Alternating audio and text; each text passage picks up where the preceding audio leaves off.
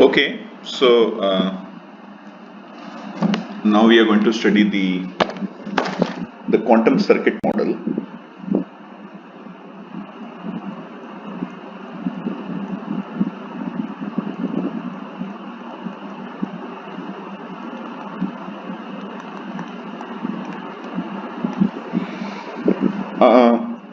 This is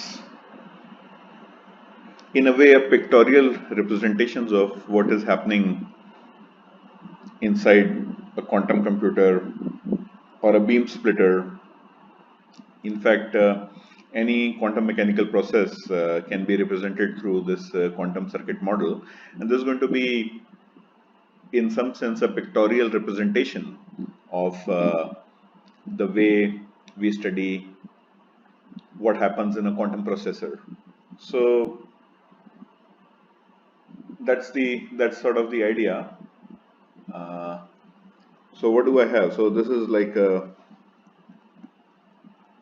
way the quantum state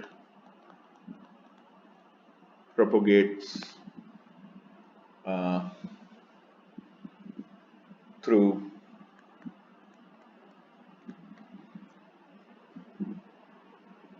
dynamics or through time. So let's say I have a quantum state, another quantum state. I have a unitary operator, which basically gives me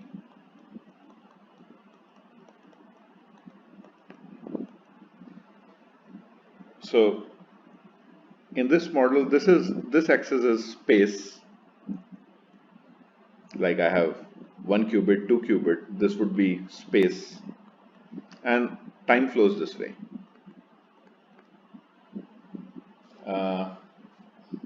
This is also called as the quantum circuit diagrams.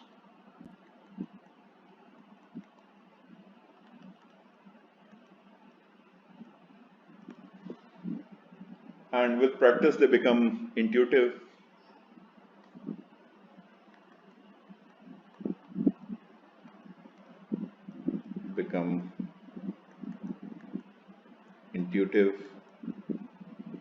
And one can use their power.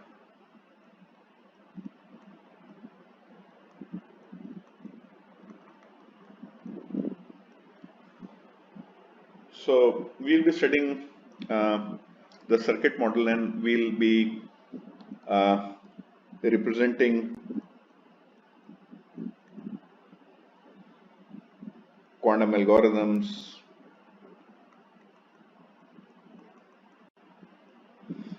protocols like quantum teleportation,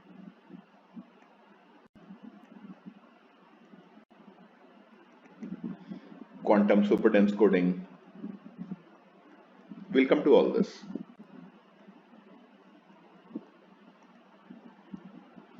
In the language of the circuit model. So, and of course, quantum algorithms, computation. So, coming to quantum computation,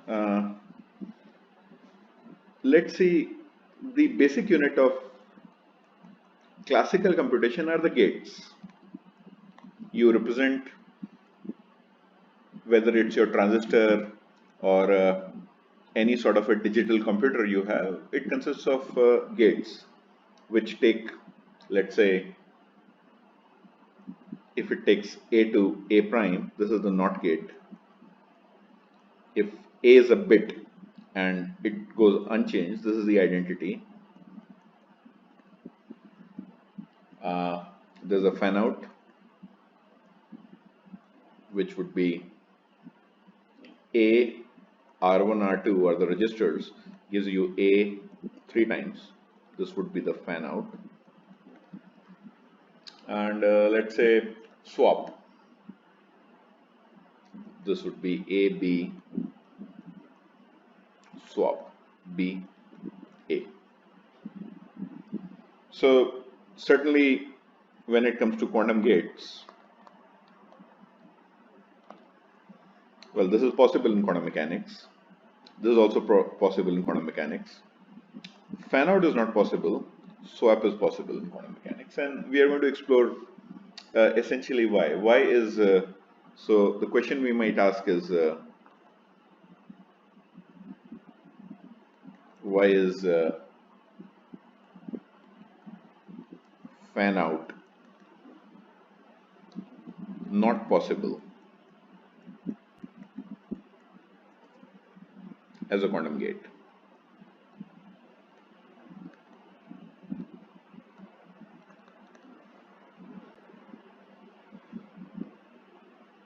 So remember what essentially is a gate. A gate is a unitary operator in quantum mechanics. That's what our circuit diagrams tells us. So I'll give you a second to pause and think about why is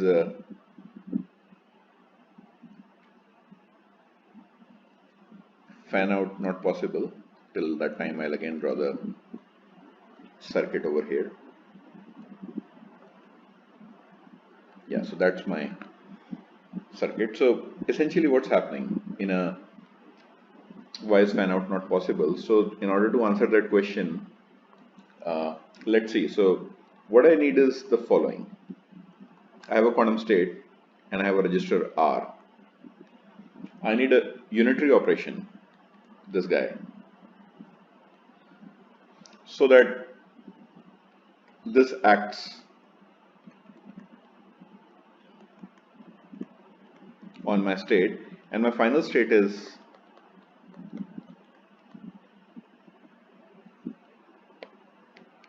this guy.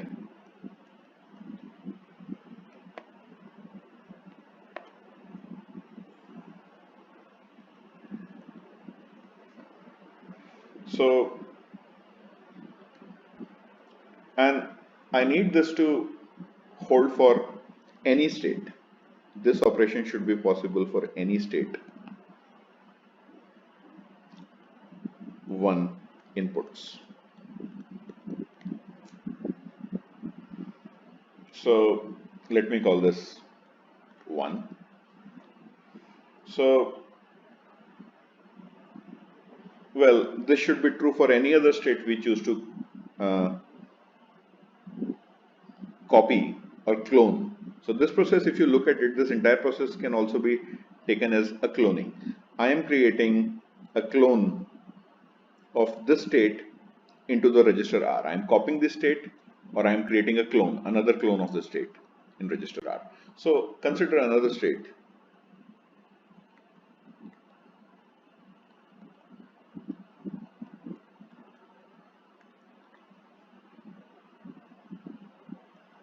Psi2, and well, as I said, Psi2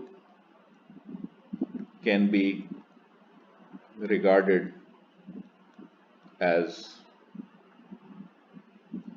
any state we desire to clone. So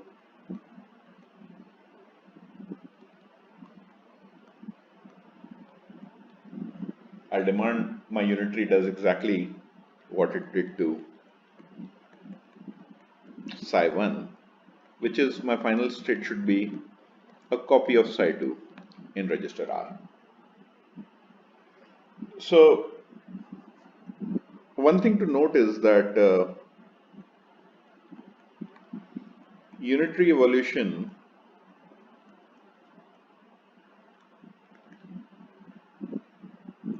preserves the inner product.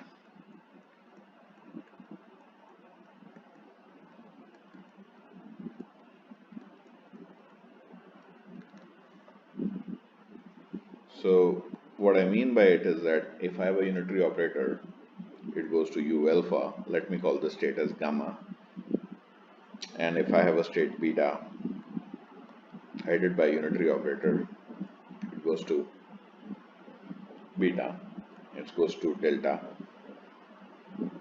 and the inner product alpha beta, because of unitarity, is preserved.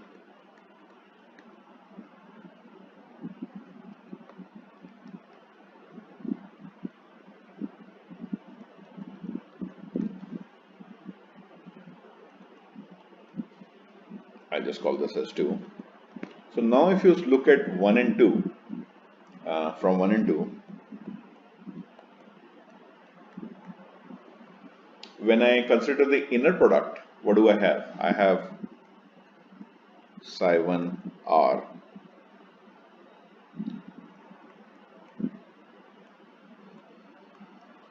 This inner product, which gives me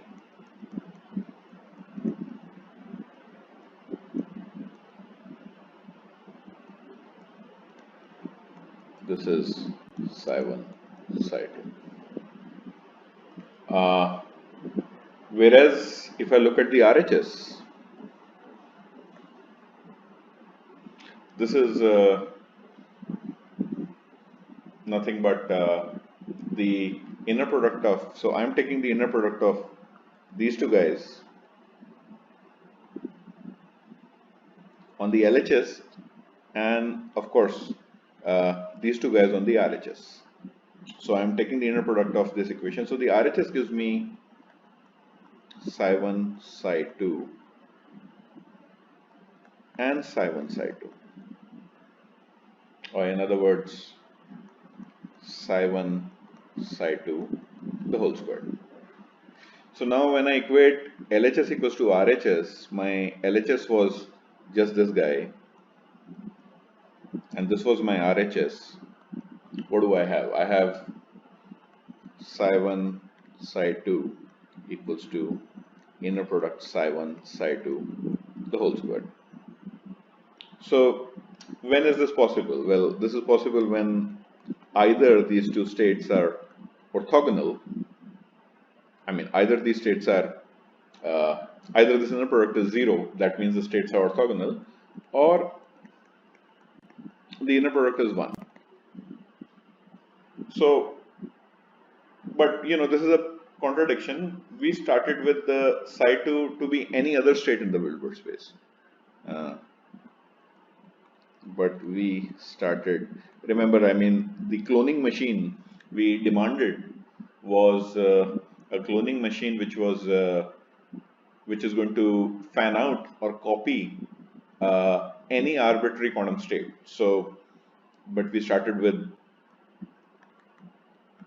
psi 2 as any other state in the Hilbert space which did not have any connection with psi 1.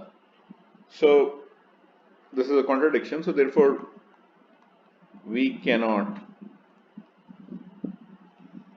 make copies of an arbitrary quantum state. So as possible applications,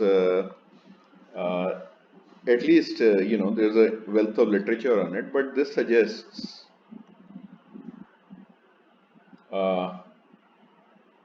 that we can have a safe quantum currency, quantum money,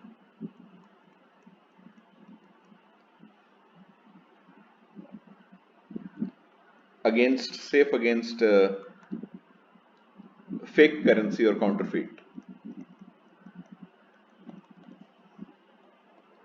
So we don't need any demonetization in some sense if we have quantum currency.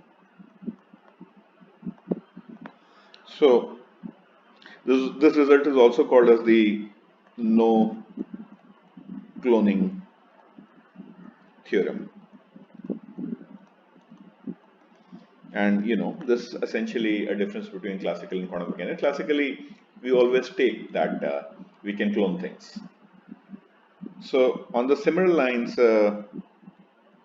we have more classical in quantum gates, more classical and quantum gates. So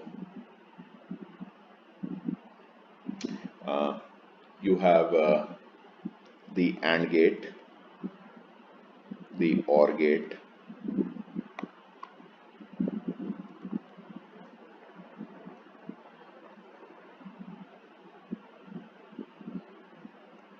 the OR gate, the XOR gate, the NAND gate, and the NOR gate. So what does it classically do? The AND gate takes two inputs and gives you, so I'll name it as classical, and we'll also study the quantum counterpart of it. I have the, well, let me clean it up a bit. OR gate, XOR gate, NAND gate, NOR gate.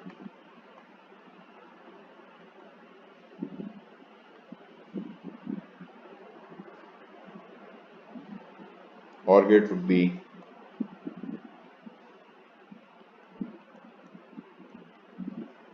this is going to be the truth table. You can check it. So a bar just means a complement, and A dot B means the AND, the product of two bits.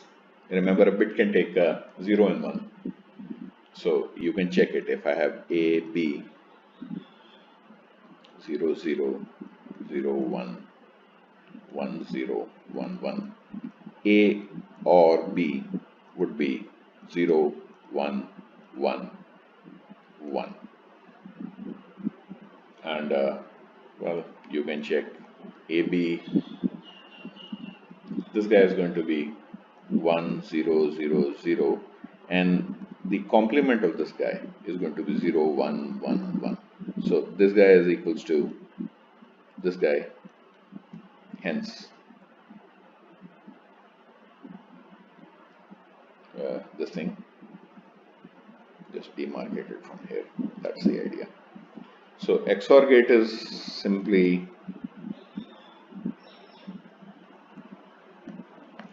this guy, and let's see, the NAND gate is, which is something not AND.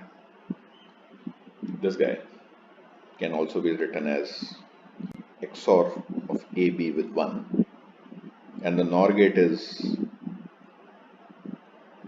just this guy.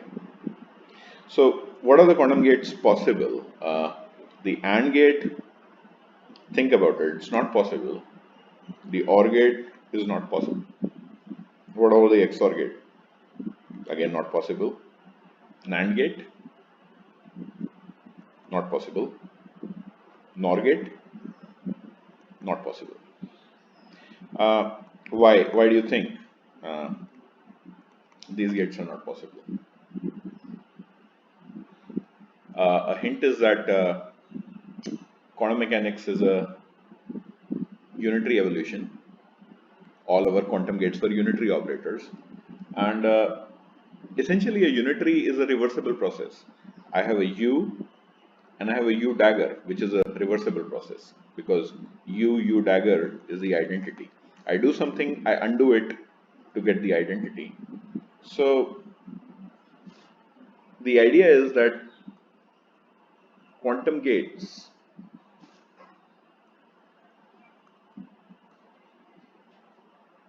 must be irreversible,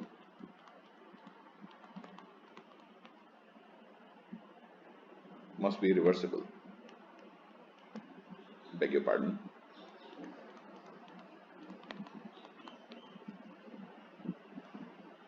with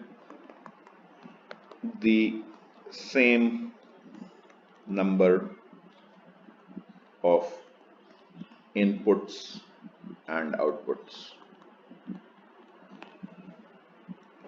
Whereas you see these gates, they are not a reversible gate because you lose information. Let's say you start with A and B and you get an AND gate, which is AB.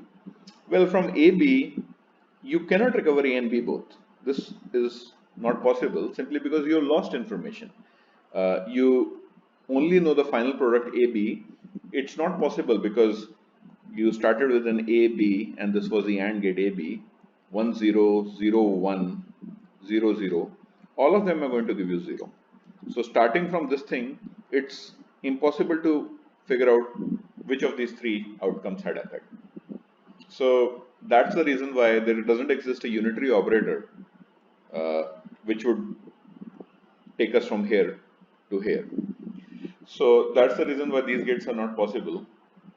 And in general, what are the quantum gates? They are the unitary operator, which I can express as some global phase times what we already know, a rotation of the qubit about an angle theta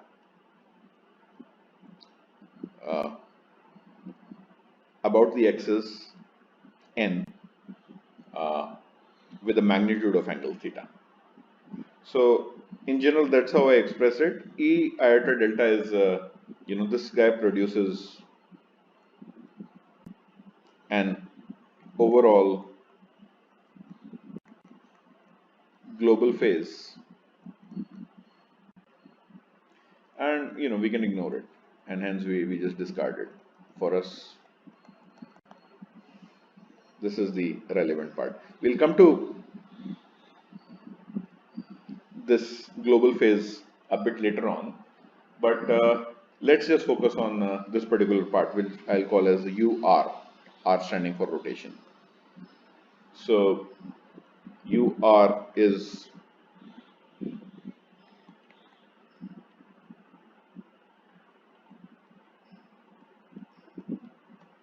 this guy.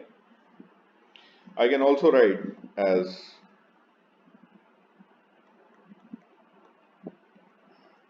in terms of matrices as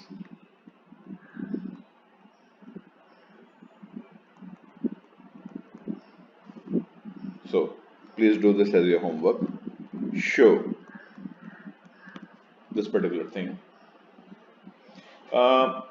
We can consider a few examples. What's happening? So, for example, UR can be a rotation about y-axis by an angle of pi by 2,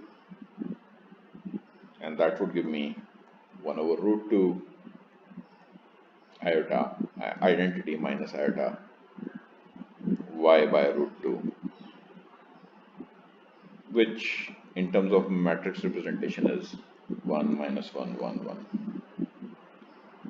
Similarly, I can have UR to be iota times e to the power of rotation about x by the same angle, and that gives me your familiar Pauli matrix.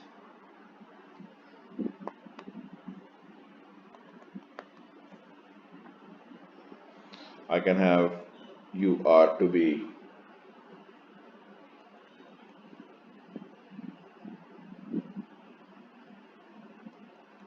this guy.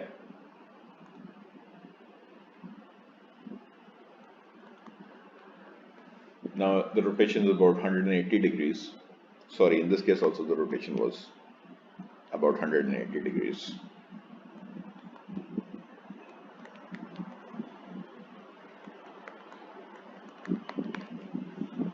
This guy.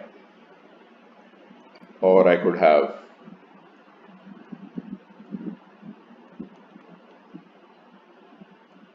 again a rotation about 180 degrees gives me this guy. So these are all examples of unitary operators, either with some phase or just with the rotation, giving me one particular quantum gate which actually is a rotation. So for example, this is something which is popular, which is a rotation about a very particular axis by an angle of 180 degrees, which gives me a matrix representation. This gate has a particular name. It's called the Hadamard gate, or H, and this is this guy. So the Hadamard gate is a very popular gate, which, remember, we also represented our beam splitter as an example of a Hadamard gate, a 50-50 beam splitter. One of the instances of a 50-50 beam splitter is a Hadamard gate or a Hadamard matrix. This is Hermitian as well as unitary, so H square is equals to I, Hermitian as well as unitary. Therefore, it squares to 1. And you can verify some of the properties. This is, I conjugate the Hadamard operator.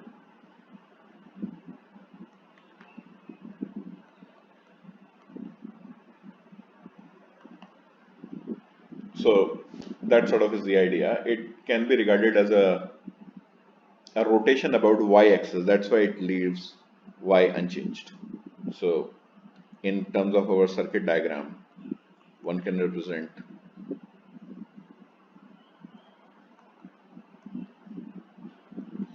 this is equivalent to this guy.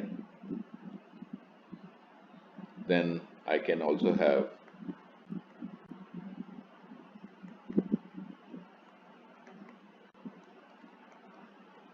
this is equals to this guy, and it leaves this particular identity.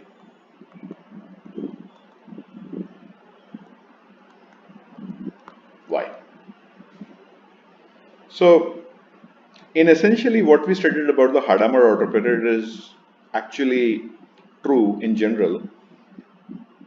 You can view a unitary operator operating on a state as a rotation of the state, or the conjugation of a unitary operator operating to be rotating the operator. So for example, you have this guy U as, let's say, this guy was nothing but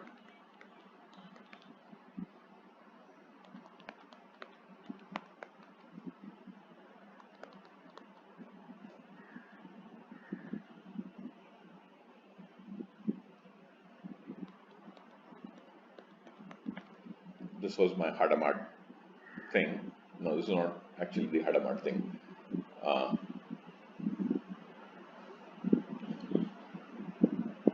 Okay, so consider this particular rotation about the y-axis, and you can regard u dagger as some sort of a rotation which is taking an operator x to some other operator. You can, so let me complete the identities over here. So you'll have this thing, and over here you're going to get x back. So you can regard this operation, this particular operation, as a rotation of operators. You can also view it as a change of basis, which is geometrically equivalent to a rotation. But essentially the idea is this guy, e to the power of minus y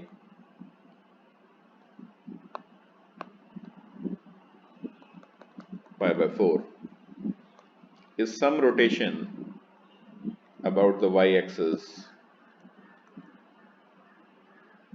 precisely a 90-degree rotation about y-axis. Similarly, any unitary operator on a qubit space, you can visualize it as,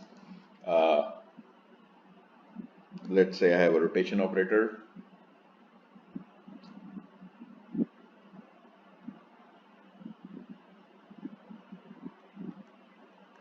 This can be represented as a rotation of operator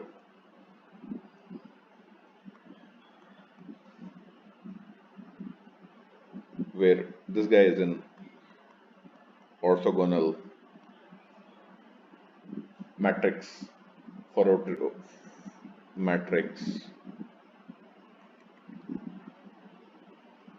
for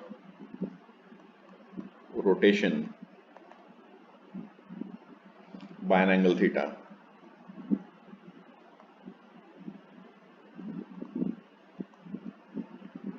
About n.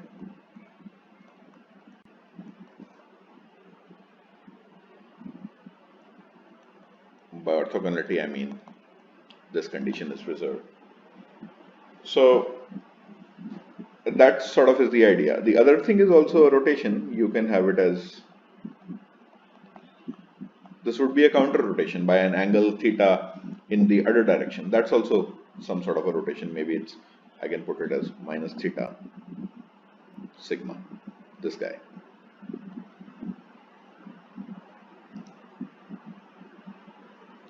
Other useful operators are what happens when I tack along a conjugation of two operators, just a phase times, let's say I have this guy. This is called as the S operator, and the matrix representation is this guy. You can verify it. What does it do? It takes the zero state to the zero state, but one state it puts a phase on the one state. So compactly representing it would be, it takes a state A. A can be either 0 or 1 to iota times A. So this is called as the phase gate.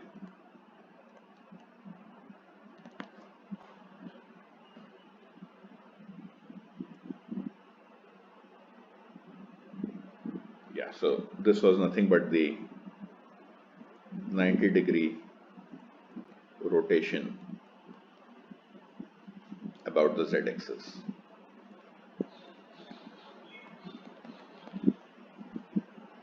So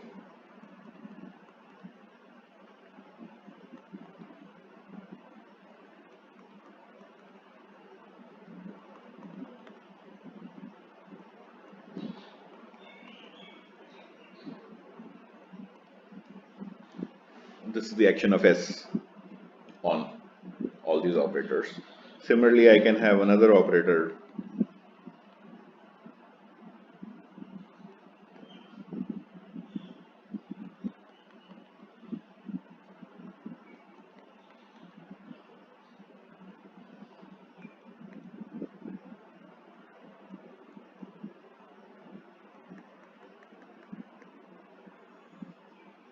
which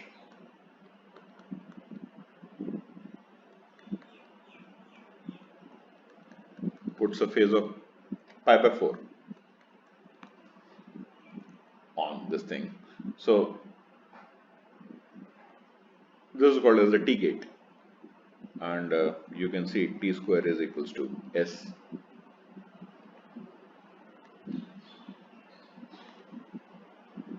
And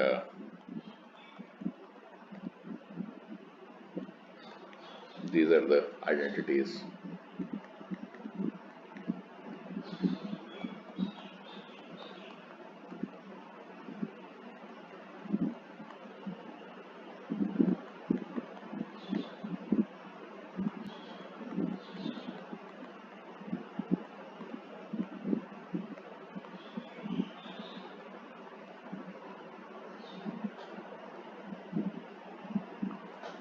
Similarly, we can have a notion of multiple qubit gates.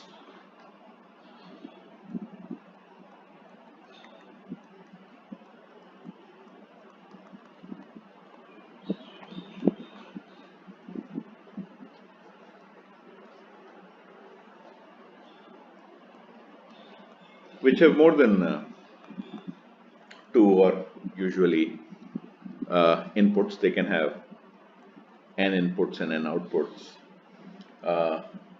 You don't need to. So all these were examples of single qubit gates. So a popular example is the control unitaries.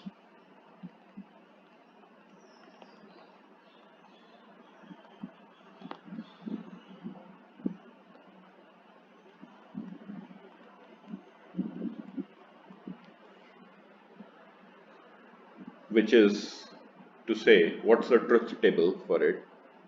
For state 0, 0, this leaves 0, 0. 0, 1 is also unchanged as 0, 1. What happens to 1, 0? Control unitary acts in a way when only when the upper wire is in the state 1, the unitary acts. So 1, 0 will become 1 tensored u 0, and 1, 1 is going to become 1 tensored u 1. So that can be compactly expressed as AB gives me A tensored u to the power of A B.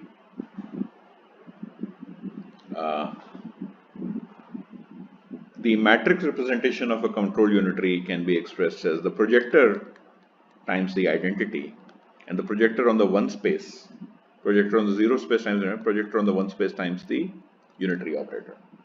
So the matrix representation is going to be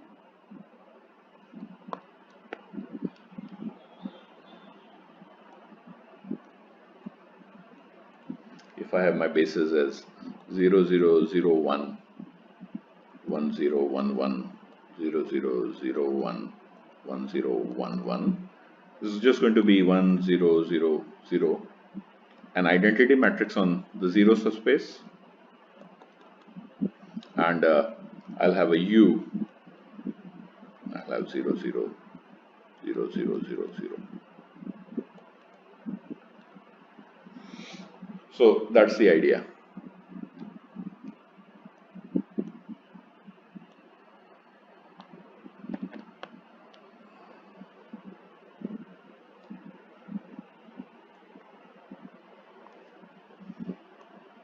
This was my identity.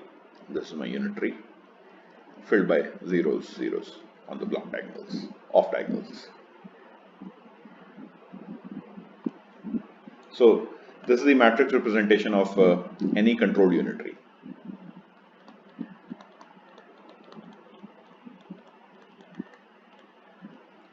And the control can be on 0 or 1, it just doesn't matter. And you'll have a similar result. So for example, one popular gate is the control NOT gate, C NOT gate, which is to say this guy with a truth table.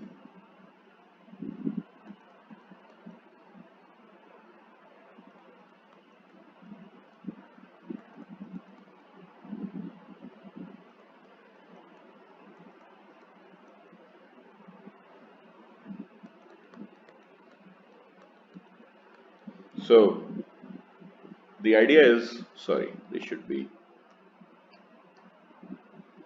only when the first qubit is 1, this is going to flip the second qubit. It's going to flip the second qubit over here. And the symbol to represent the control unitary gate is this guy, and the matrix representation is given by similarly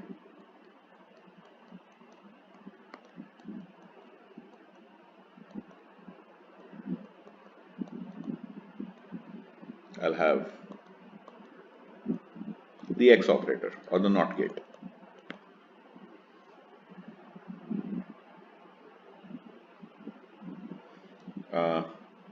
Yeah, so just to remind you, the projector was 0, 0, or the way we express it explicitly in our matrix notation.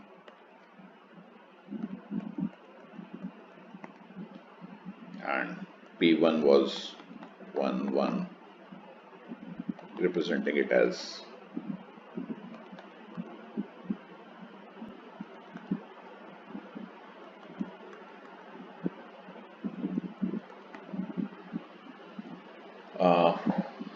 and my unitary gate, again to remind you, was the control unitary was this guy. I can also have a controlled sign gate, which is explicitly control on the 1, gives me Z gate.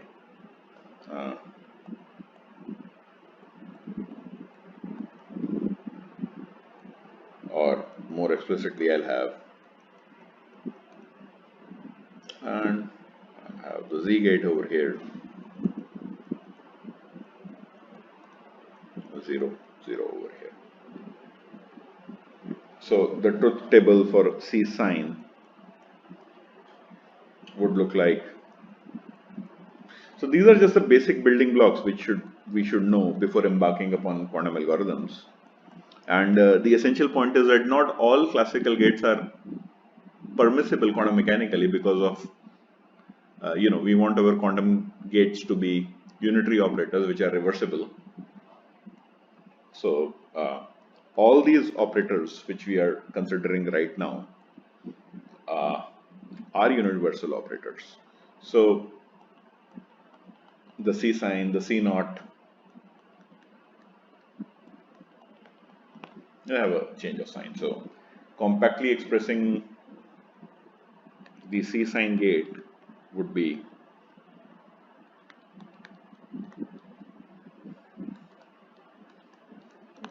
this guy.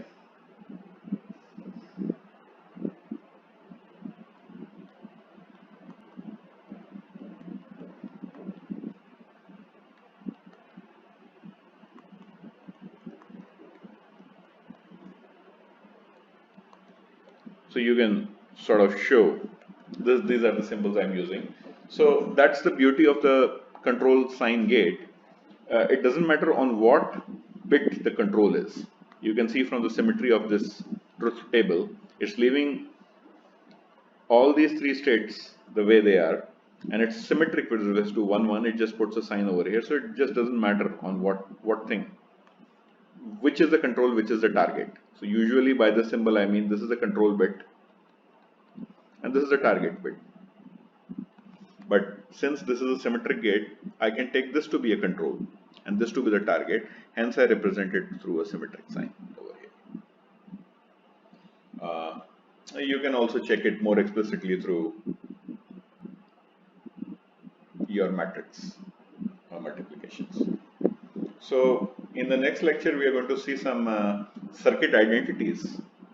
By the way, you already have done a bit of circuit identities. So circuit identities is just to reduce a circuit pictorially. So for example, these are circuit identities.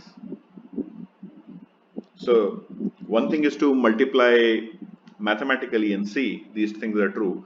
We are going to develop some identities where we are going to do these calculations using circuits and how these circuits can be reduced. Completely equivalent to whether you multiply all the matrices by brute force and rigorously check, or you do it in this particular way. It's an elegant way to do mathematics, which I must confess I never got comfortable with, but it will be terrific if you guys can